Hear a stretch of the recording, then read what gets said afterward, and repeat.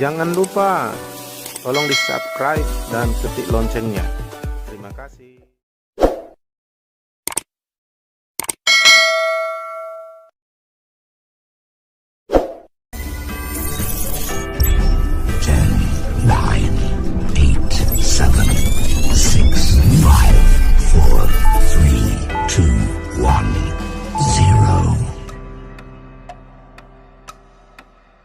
Orang yang kuat adalah orang yang menang. Siapa yang kuat, dia yang mampu menang, ya. Dan orang yang menang itu pasti berhasil dan berbahagia.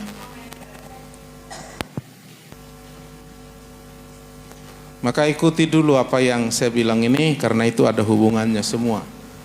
Nah, hari ini tema kita apa? Apa? Capai tujuan tanpa rintangan. Artinya rintangan jangan sampai menggagalkan kita mencapai tujuan, ya. Suci itu bersih. Ayo bilang bersama saya, suci itu bersih. Suci itu bersih. Bersih itu sehat. Sehat itu kuat. Kuat itu menang. Menang itu bahagia.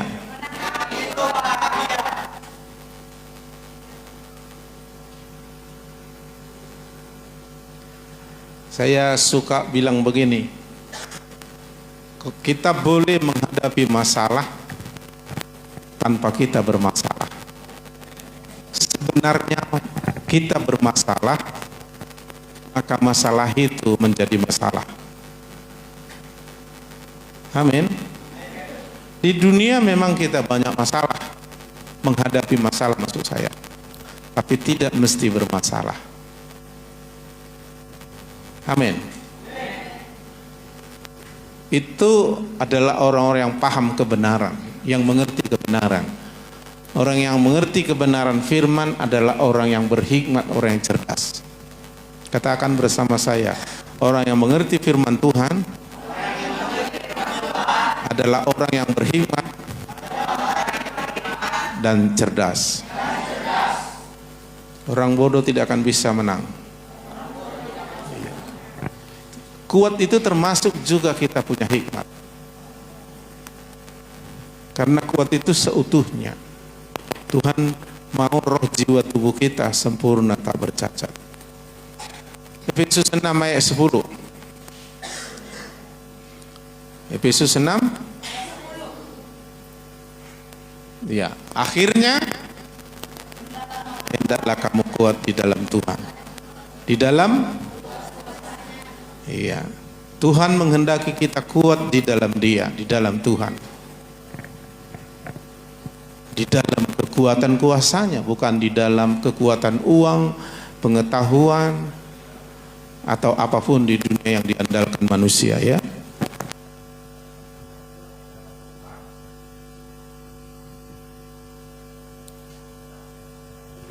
Cek.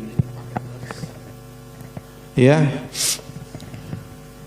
Kita kuat di dalam Tuhan. Ada orang merasa kuat karena uangnya banyak, merasa kuat karena badannya tegap, merasa kuat karena dia punya deking, merasa kuat dia karena memiliki kekuasaan, merasa kuat karena dia seorang pejabat atau seorang yang memiliki kedudukan tinggi. Oh, bukan itu yang dimaksud Tuhan. Mereka-mereka itu bisa kalah. Alkitab bilang taruna bisa jatuh, pahlawan bisa kalah, tapi umat yang mengenal Allahnya akan tetap kuat dan bertindak. Karena oleh Tuhan kita menang lebih. Karena apa? Karena kuasanya bekerja hebat dalam diri kita. Maka kekuatan kita di dalam Tuhan, di dalam kekuatan kuasanya. Makanya kita harus dibangun, terutama kuat di dalam Tuhan. Dibangun roh kita, manusia roh kita, bukan sekedar badan kita. Ya. Nah, untuk membangun manusia roh ini menjadi kuat sebab hanya orang yang kuat bisa menang. Semua orang yang gampang sakit karena tidak kuat daya tahan tubuhnya.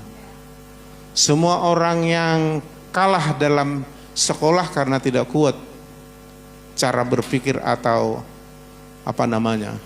intelijensinya. Orang yang kalah jatuh dalam dosa dan kesalahan adalah orang yang tidak kuat secara roh. Tuhan mau kita kuat dalam roh sehingga itu membangun jiwa tubuh kita. Haleluya. Dan kekuatan kuasa Tuhan itu melebihi apapun. Kuasa itu membuat kita menang, bahkan lebih dari menang. Kuat di dalam Tuhan itu adalah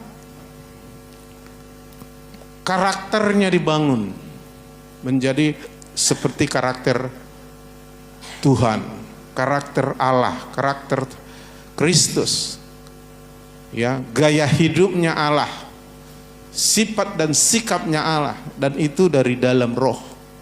Sebab apa yang keluar meluap dari hati. Hati itu bicara roh.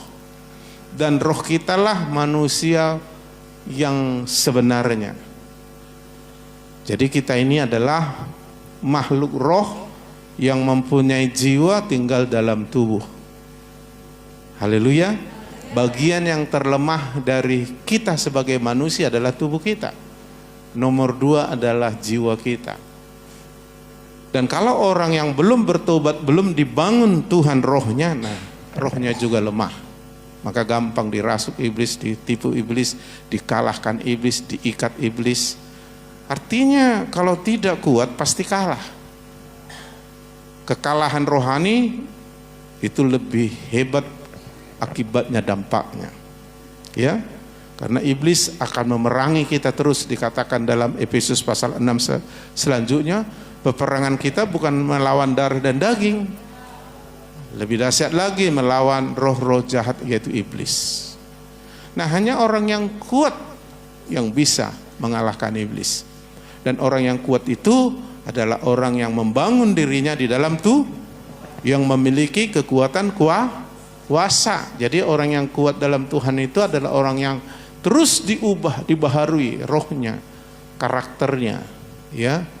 Dari pemarah menjadi peramah, dari yang gampang tersinggung gampang mengampuni, dari orang yang sakit hati sangat mengasihi, dari orang yang keras menjadi lemah lembut. Dan itu hanya Tuhan yang sanggup mengubah kita. Kalau kita nggak sanggup, makanya kita butuh Tuhan, butuh Yesus. Dan Yesus sanggup melakukannya dan tiada yang mustahil bagi Dia.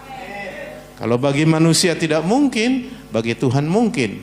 Dan bagi orang percaya pun mungkin. Bagi yang tidak percaya memang tidak mungkin. Ya. Jadi, maka berikan dirimu dibangun Tuhan terus secara roh. Sebab apa yang terjadi dalam rohmu akan termanifestasi kepada jiwa tubuhmu sampai sekitarmu. Haleluya. Ketika kuasa kesembuhan mengalir dari Tuhan dalam diri Petrus, sampai bayangan Petrus pun menyembuhkan semua orang sakit. Jadi kuat sekali. Saking kuatnya kuasa Tuhan mengalir di dalam diri Paulus, sampai pakaiannya pun menyerap kuasa itu. Sehingga setiap orang mendapat pakaiannya yang pernah dipakainya, ditaruhnya ke tubuh orang sakit akan sembuh. Ditaruhnya kepada orang yang dirasuk setan-setannya akan keluar. Karena begitu kuatnya kuasa mengalir sampai terserap oleh pakaian Paulus. Saking kuatnya kuasa Tuhan dalam diri Elisa, sampai meninggal dia, tulang-tulangnya pun masih menyimpan kuasa. Sehingga ketika orang tidak tahu menggali tanah dan menguburkan orang kayak kuburan, rupanya itu bekas kuburan Elisa. Begitu kena ke tulang Elisa yang sudah tinggal tulang di dalam, langsung orang mati bangkit. Bayangkan. Nah, itu bukan kekuatan tulang biasa, itu ada kuasa Tuhan yang menyerap. Haleluya. Jadi maka kekuatan kita bukan sekedar secara fisik, ya, bukan secara pengetahuan aja. Walaupun itu bagus kita melatih tubuh kita kuat. Ya, tetapi yang lebih mendasar, yang lebih sebenarnya adalah roh kita, manusia roh kita. Maka berikan dirimu dibangun. Haleluya. Jadi itu makanya saya bilang suci itu sehat, suci itu bersih, bersih itu sehat. Coba saudara nggak bersih secara fisik, saudara nggak sehat, murah kena penyakit saudara. Bersih secara pikiran juga perlu, kalau enggak saudara akan tidak sehat secara jiwa.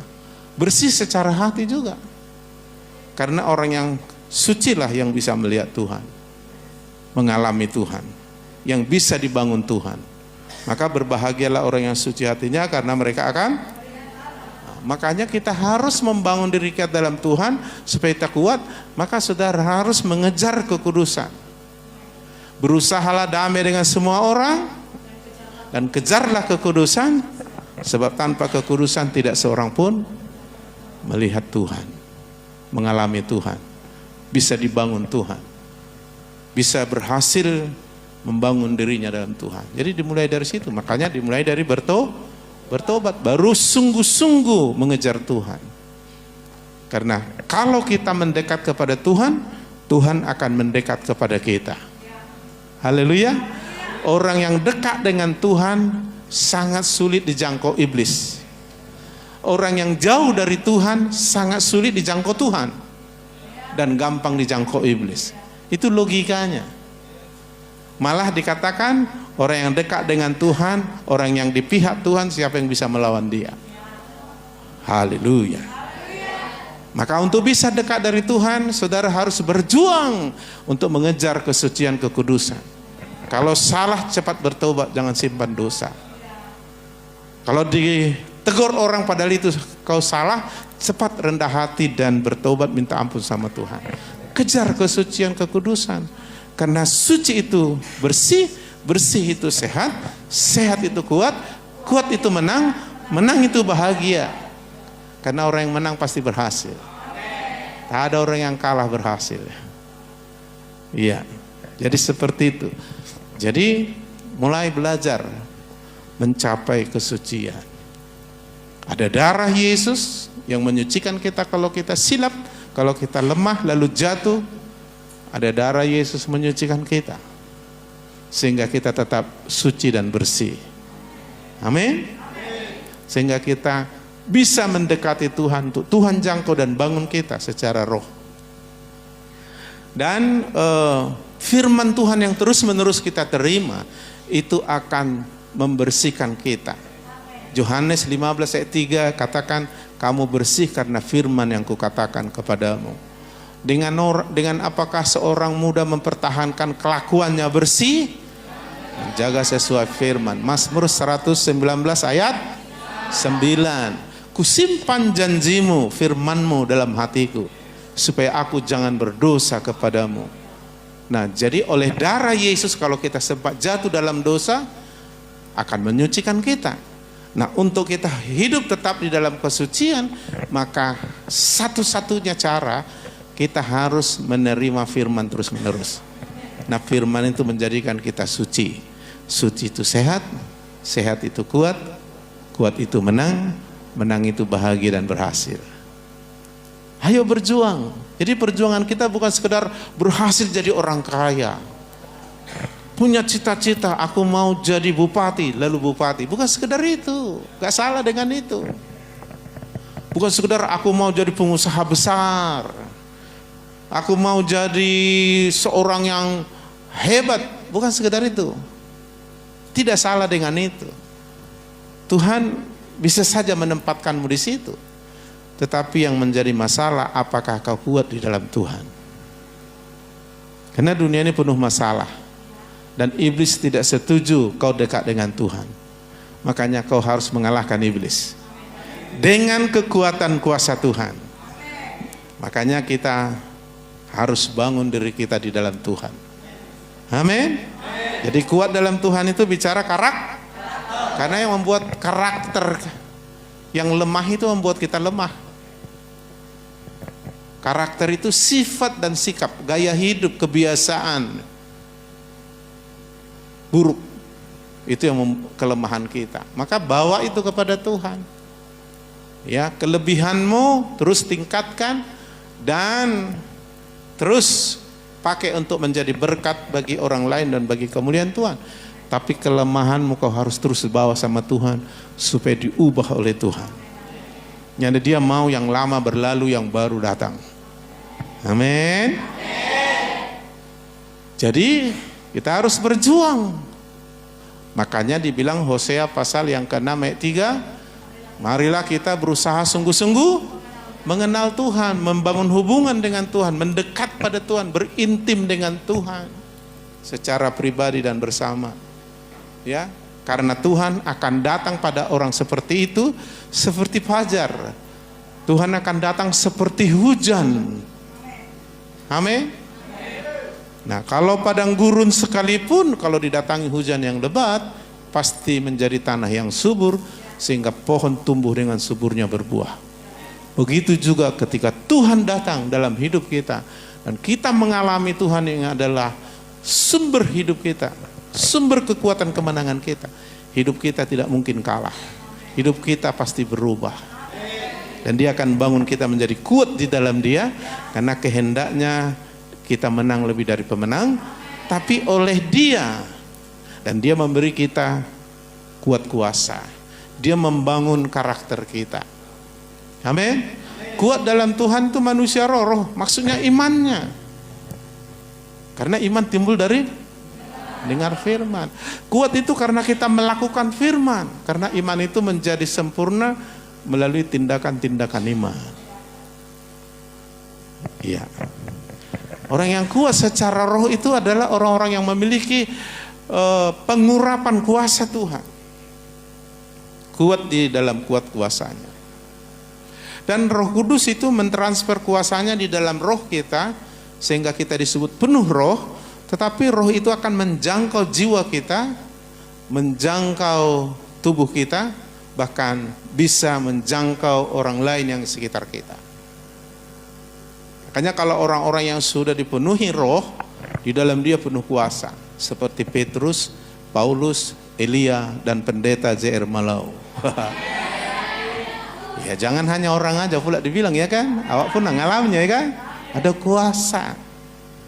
Ya kan? Terakhir-terakhir ini saya jarang melepaskannya karena banyak kuliah jemaat tidak menghargainya. Dipikirnya urapan itu murahan. Enggak. Nah, semua orang yang bisa memiliki itu kecuali dia belajar membangun dirinya dalam Tuhan. Haleluya. Kalau dulu saya senang itu. Tapi kulihat mereka begitu dapat kuasa itu malah mereka bocor lagi. Mungkin bocor mulut lah, entah apalah, macam-macam lah, ya kan. Hilang lagi minyak itu, tumpah lagi. Lalu dong, saya bikin lagi pelayanan hari Minggu, saya lepaskan lagi, bocor lagi. Capek saya pikir. Padahal harusnya dia membangun dirinya kuat di dalam Tuhan. Amin. Ya, jadi orang yang kuat dalam Tuhan itu adalah orang yang memiliki karakter Kristus, karakter Allah. Apa karakter Allah? Kalau saudara mau tahu karakter Allah, itulah Galatia 5 ayat 22-23. Buah roh ialah kasih, sukacita, damai sejahtera, kesabaran, kemurahan, kebaikan, kesetiaan, kelemah lembutan, penguasaan diri. Itu karakter Kristus, karakter Roh Kudus, karakter Allah. Dan itu ada dalam diri kita. Orang yang mengasihi akan diubah menjadi sempurna. Orang yang mengasihi sedang bergerak hidup dalam Allah.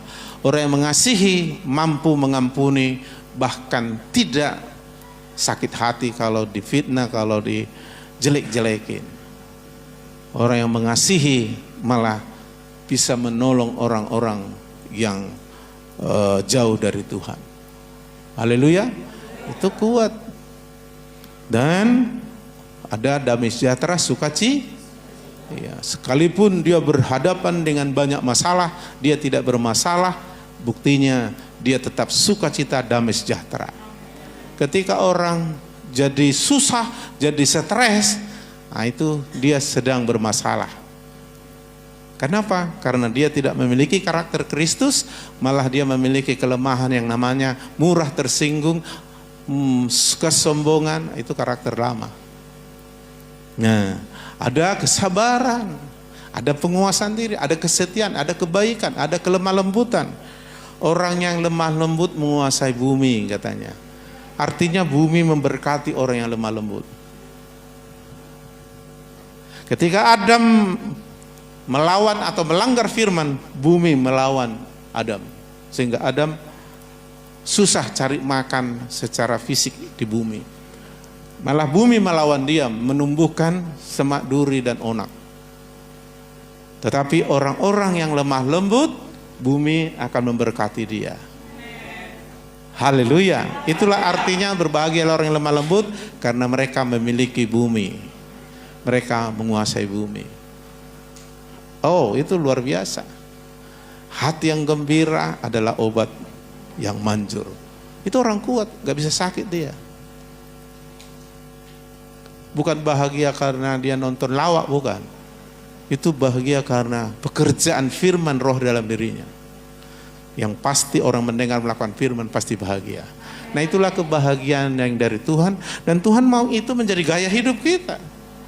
Mengalir dari diri kita ke jiwa kita, sampai kepada ekspresi tubuh kita. Bahkan orang yang berhubungan dengan kita pun mengalaminya. Maka dibilang berbahagialah orang yang membawa damai, karena mereka akan disebut anak Allah. Itu orang kuat. Bukan tahu semua isi Alkitab, sudah doktor teologi, tahu semua isi Alkitab secara teoris, bukan itu. Dan itu tidak salah. Tapi orang kuat adalah orang yang menang dan berhasil. Haleluya. Dan itu indah sekali. Dan banyak orang membutuhkan seperti itu. Banyak orang menunggu-nunggu anak Allah yang kuat ini. Dan orang yang kuat bisa menolong orang yang lemah. Orang yang diberkati bisa menolong orang yang miskin. Amin.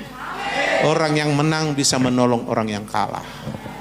Orang yang bodoh bisa, orang yang berhikmat bisa menolong orang bodoh. Jadi kita menjadi alatnya Tuhan, menjadi saksinya Tuhan. Nah, itulah orang yang kuat. Kuat di dalam Tuhan, di dalam kekuatan kuasanya. Nah, kalau kita memiliki kuat kuasanya, kita tidak terbatas. Tidak bisa dibatasi oleh tubuh kita ini, apalagi sudah tua mulai secara fisik kan. Tidak bisa dibatasi oleh pendidikan, situasi. Tidak bisa lagi dibatasi oleh mungkin kita IQ-nya nggak pintar gitu, matematika ponten 5, ponten 6, nggak bisa lagi dibatasi itu. Jadi kita menjadi manusia yang tak terbatas.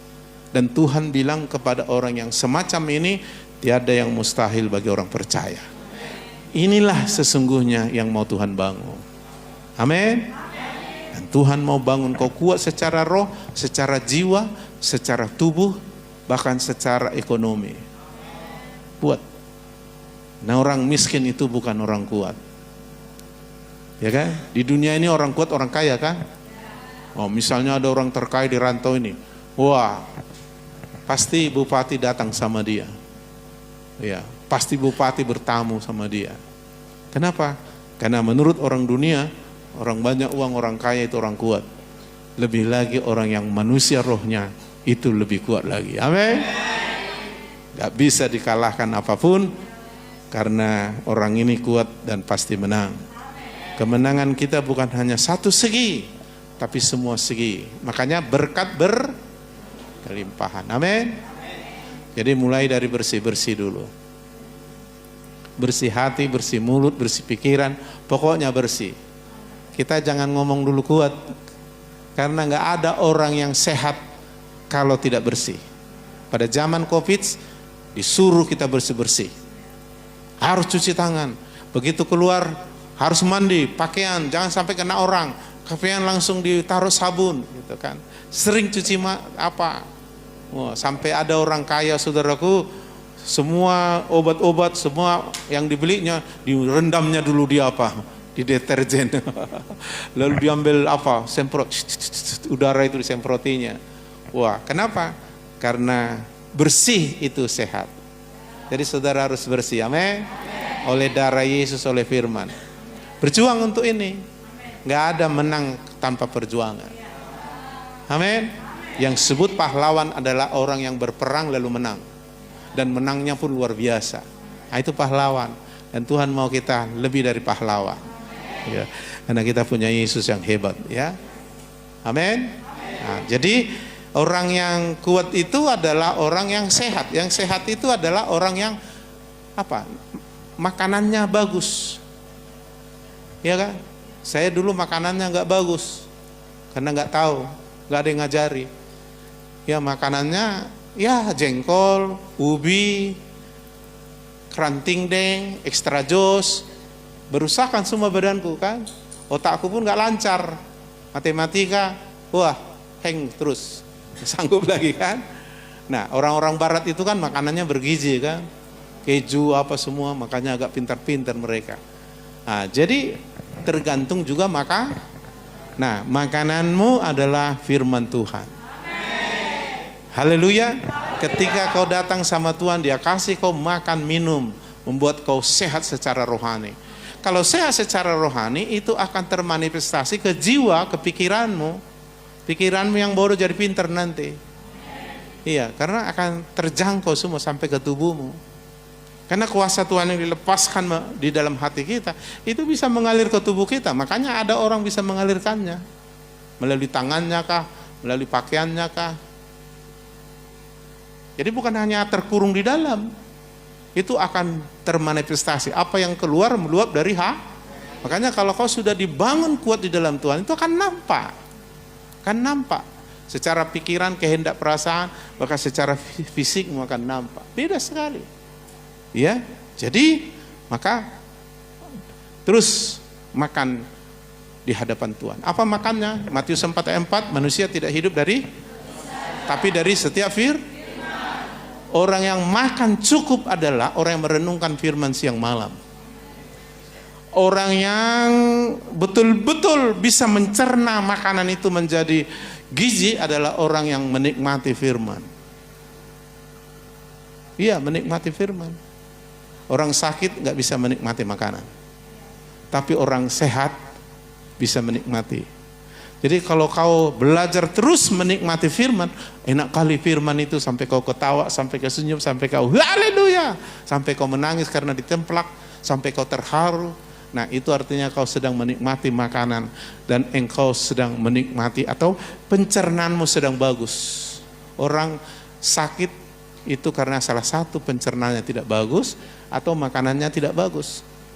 Banyak orang sekarang pencernaan nggak bagus, asam lambung lah, mahla. Banyak orang mati gara-gara itu. Ayo, kau harus bagus pencernaanmu. Artinya kau terus sungguh-sungguh menerima firman sehingga kau menikmati firman. Karena makanan yang dikasih Tuhan padamu yaitu firman, hadiratnya, kuasanya, itu akan membuat kau sehat dan kuat secara roh. Haleluya. Lalu makanan jasmani itu terlalu gampang, hanya 20% lebih kita mempelajarinya. Nah, untuk itu ayo makan, jangan sampai kurang makan, nanti kurang gizi. Zaman dulu karena kurang makan, kurang gizi, sakit kuning akhirnya mati. Ya kan? Kurang makan, kurang minum, banyak kerja akhirnya penyakit tifus. Ya kan? Tapi sekarang kebanyakan makan, tidak olahraga, akhirnya kolesterol, gula darah dan sebagainya. Nah, saudara, yang kedua setelah makan yang enak, saudara harus olahraga. Apa itu olahraganya? Latihan badani berguna, tapi ibadah itu berguna dalam segala hal. Kayak tadi, ayo cok, hei. Nah, kau sedang melatih rohmu, ya kan? Ibadah itu melatih rohmu, bahasa roh. Berapakah sanda bahiku pak, 2 puasa, 1 teduh, itu melatih rohmu, memuji menyembah. Oh haleluya, itu olahraga rohani. Ketika kau menerima firman, yes, kau mulai belajar melakukannya. Kau sedang belajar rohani. Jangan terima, nanti kau kolesterol juga. Makanya aku berusaha menguruskan badan ini. Karena nggak sehat kalau makan banyak, rupanya nggak ada aktivitas. Jadi makan yang bagus harus olahraga juga. Olahraga rohani. Jasmani boleh, tapi terbatas gunanya olahraga rohani. Ibadah, memuji menyembah Allah, doa. Nah di sini kami sudah bilang bahwa jam 10 ibadah raya masuk, tapi tengah 10 sudah present worship, doa dulu, membangun roh dan atmosfer. Pelayan sudah hadir. Jadi baru jam 10 baru ibadah umum, ibadah raya. Tujuannya supaya kita membangun roh kita. Olahraga. Ya kan? Jadi supaya sehat tadi bersih dulu, lalu makan yang bagus, yang bergizi, yang cukup, yaitu firman di hadirat Tuhan, dicerna dengan bagus, dinikmati. Terus olahraganya apa tadi? Ibadah, memuji, menyembah, doa, puasa, saat teduh, apa lagi? Hapruta. Ya pokoknya itu olahraga dan melatih dirimu melakukan firman. Amin. Deklarasi firman. Aku tidak khawatir masa depanku, karena janji Tuhan mengatakan, Yeremia 29 ayat 11, bahwa rancangan Tuhan mengenai aku rancangan damai sejahtera, bukan celaka, hari depan yang penuh harapan. Gitu. Nah, seperti itu. Karena apa yang kau katakan, kau akan diarahkan ke sana. Amin. Udah, makan yang cukup ya. Bersih, sehat, kuat, menang. Kamu akan generasi yang bahagia. Generasi yang berhasil. Yang kalah tidak mungkin berhasil. Amin. Maka usahakan supaya kau sehat sampai kuat. Bersih dulu, baru makan. Amin. Lalu olahraga rohani ya. Jangan malas ibadah ya. Tidur, makan, tidur. Aduh, gak boleh. Aku udah diingati beberapa orang, gak boleh. Harus di samping teratur makan mulai, jadi harus seimbang makannya. Ya, makan banyak, kerja banyak. Jangan kerja banyak, makan sedikit. Penyakit kuning, tifus. Atau makan banyak, kerja nggak banyak, kena kolesterol, asam lambung dan sebagainya. Jadi harus seimbang. Amin. Dan Tuhan akan melatih kita di sana. Anak kita mau beribadah sama Tuhan. Siap untuk itu? Amin. Ulangi lagi, suci itu bersih. Bersih itu sehat. Sehat itu kuat itu menang itu bahagia itu pasti karena menang. Amin. Bahagia itu karena berhak.